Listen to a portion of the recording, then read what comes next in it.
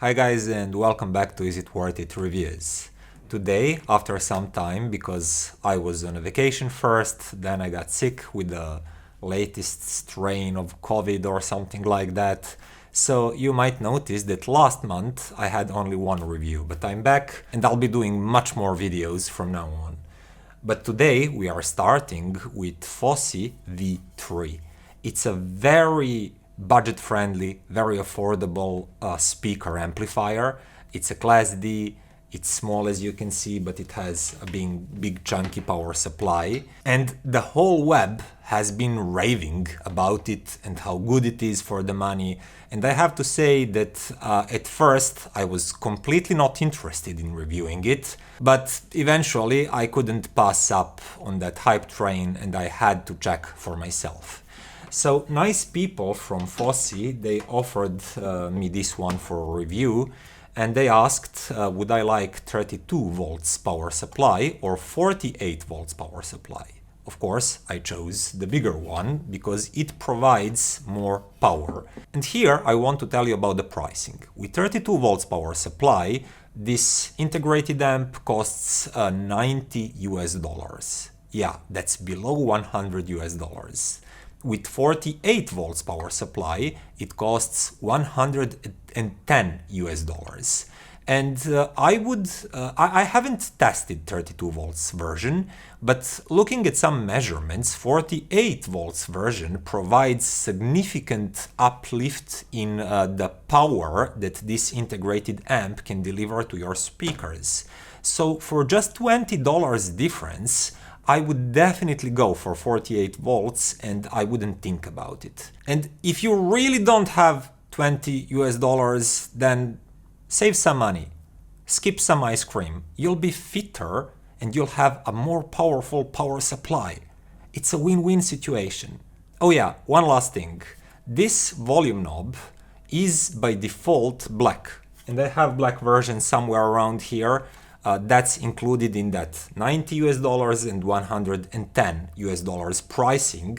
But if you want the orange one that I have here, it's additional $9.99 or $10. But with it, here I have the most luxurious and most powerful version of Fosi V3, and its total cost is $120. Now the part about the features will be very short. It's very simple. On the back, you have one set of analog inputs. It's RCA inputs, and that's it. You also have one set, that's two pairs of speaker outputs, speaker binding posts. You connect your source, that may be a DAC, a CD player, a DVD player, if anybody uses that still, I don't know. Let me know if you use a DVD player. But that aside, one pair of analog inputs, one pair of speaker binding posts. That's it. In the front, there is a volume knob that's at the same time on and off button. When it clicks, it's on, and there is a LED that lights blue and it's on.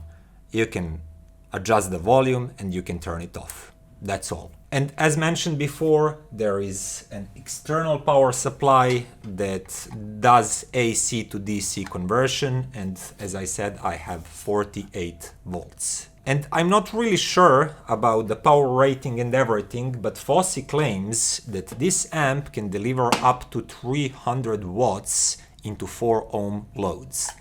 And that's quite a lot. And quite honestly, I think it's not fully realistic.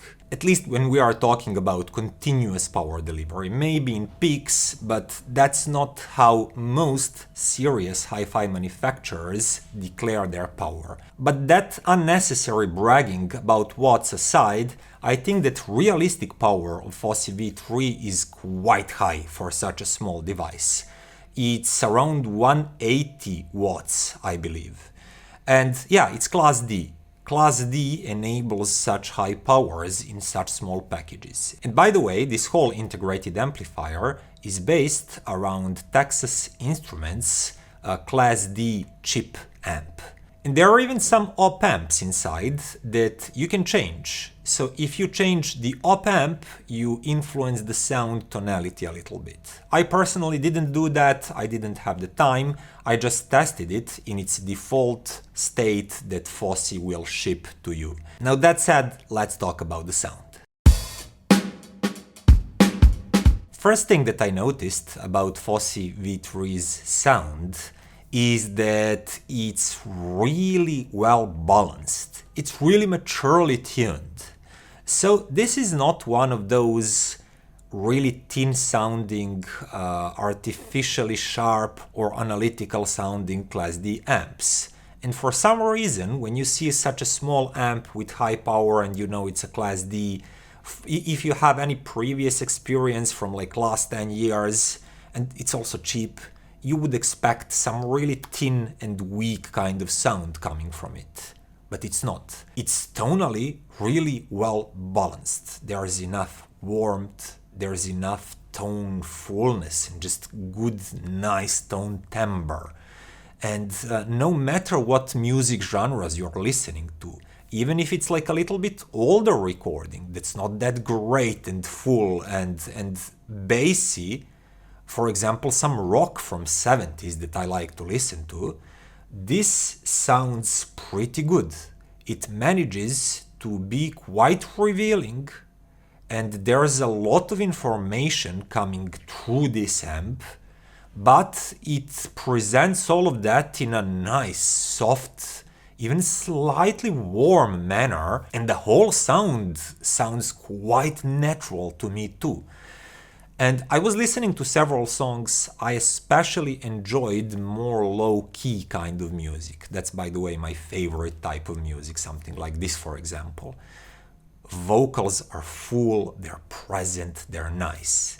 Everything is well separated. There is the sensation of enough of empty space around the vocal, separation between leading vocal and some instruments on stage, and I just couldn't notice anything seriously missing from the sound, and I really honestly didn't expect that from this small amp. The real limitation that I've encountered is when I started listening some more dynamic, more energetic songs, some electronic music or pop music, for example, something like this, with lots of bass line energy and lots of slam and impact. Fosi V3 is doing okay with these kind of songs, but you notice that it keeps everything a little bit soft and dynamically laid back. It doesn't have like kick and slam and big dynamics like some bigger and also more expensive amps do. And that actually leads me to my first and only comparison that I'll do in this video, because I think it will be enough. I compared it to SMSL A300. That is one mighty fine amp for $200 US. And I was really astonished how revealing yet not overly analytical, thin or bright it sounded. And when I compared these two directly, I noticed that Fosi V3 sounds a little bit softer and even a bit more natural than A300.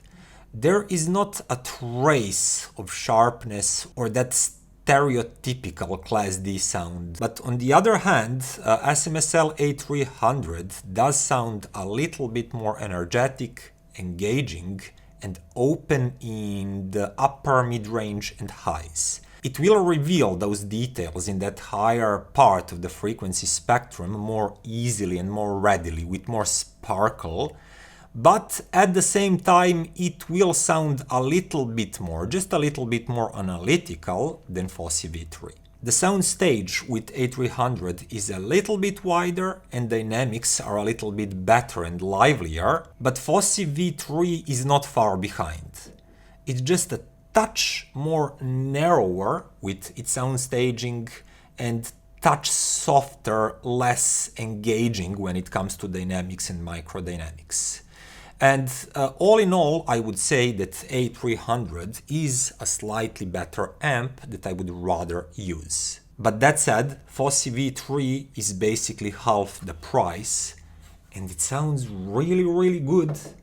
And if you maybe have some a little bit sharp sounding or too bright sounding speakers, you might even prefer it. So talking about that pairing, I think that something like, let's say, Triangle Borea O3 that I reviewed here on this channel. Great speakers, really sensitive, like 91 dB, really dynamic and punchy, but they have kind of brightness and sharpness. They're aggressive in the upper mid-range, especially in that lower treble. And if you pair those speakers with bright or just very neutral amp, they will dominate with their aggressive and brightish nature. And I'm just taking that triangle as the example. There are plenty of speakers like that. And Fosi V3, in my opinion, pairs really nicely with speakers like that. Don't get me wrong, it pairs really nicely with well-balanced, very neutral speakers too, because Fosi V3 is very well-balanced,